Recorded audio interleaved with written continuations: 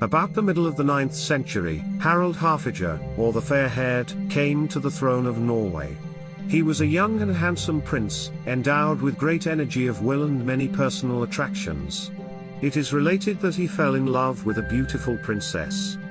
His addresses were, however, coolly rejected with the declaration that when he became King of Norway in reality, and not merely in name, she would give him both her heart and her hand. This admonition was not disregarded by the young king. The 31 principalities into which Norway was at that time divided were in a few years subjugated, and the petty chieftains or princes who ruled over them became obedient to the royal authority.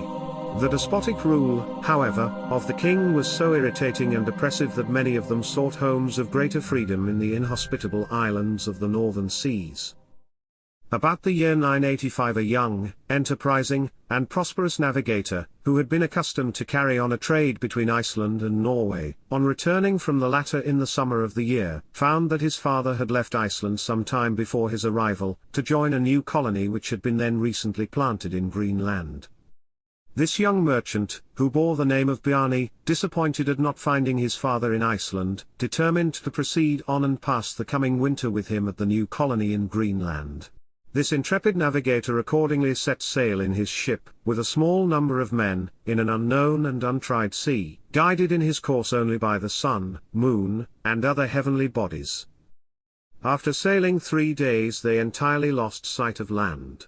A north wind sprung up, accompanied with a dense fog, which utterly shrouded the heavens from their view, and left them at the mercy of the winds and the waves. Thus helpless, they were borne along for many days in an open and trackless ocean, they knew not whither. At length the fog cleared away, the blue sky appeared, and soon after they came in sight of land. On approaching near to it, they observed that it had a low, undulating surface, was without mountains, and was thickly covered with wood.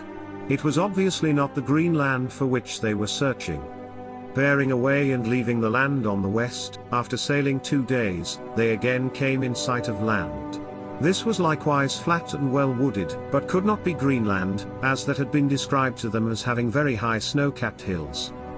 Turning their prow from the land and launching out into the open sea, after a sail of 3 days, they came in sight of another country having a flat, rocky foreground, and mountains beyond with ice-clad summits.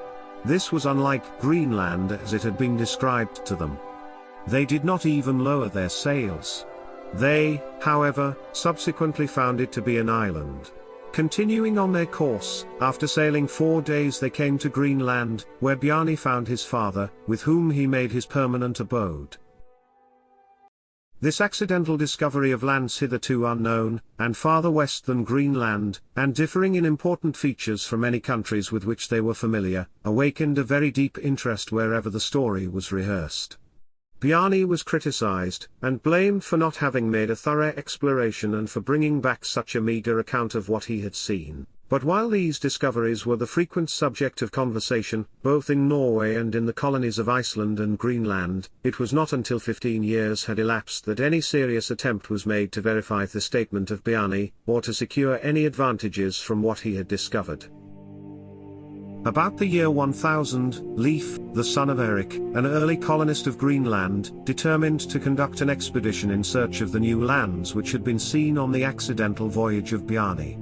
He accordingly fitted out a ship, and manned it with 35 men. Shaping their course by the direction and advice of Bjarni, their first discovery was the country which Bjarni had seen last. On going ashore they saw no grass, but what appeared to be a plain of flat stones stretching back to icy mountains in the distance. They named it Flat Stone Land, or Helluland. Again proceeding on their voyage, they came to another land which was flat, covered with wood, with low, white, sandy shores, answering to the second country seen by Bjarni. Having landed and made a personal inspection, they named the place Woodland, or Markland.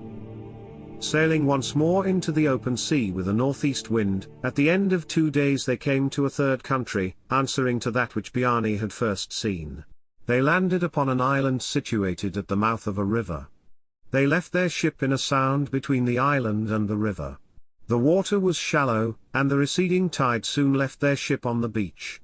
As soon, however, as their ship was lifted by the rising tide, they floated it into the river, and from thence into a lake, or an expansion of the river above its mouth. Here they landed and constructed temporary dwellings, but having decided to pass the winter, they proceeded to erect buildings for their more ample accommodation. They found abundance of fish in the waters, the climate mild, and the nature of the country such that they thought cattle would not even require feeding or shelter in winter. They observed that day and night were more equal than in Greenland or Iceland. The sun was above the horizon on the shortest day, if we may accept the interpretation of learned Icelandic scholars, from 7:30 in the morning till 4:30 in the afternoon. Having completed their house building, they devoted the rest of the season to a careful and systematic exploration of the country about them, not venturing, however, so far that they could not return to their homes in the evening. In this general survey they discovered grapes growing in great abundance, and timber of an excellent quality and highly valued in the almost woodless region from whence they came. With these two commodities they loaded their ship, and in the spring returned to Greenland. Leif gave to the country, which he had thus discovered and explored, a name, as he said, after its qualities, and called it Vineland.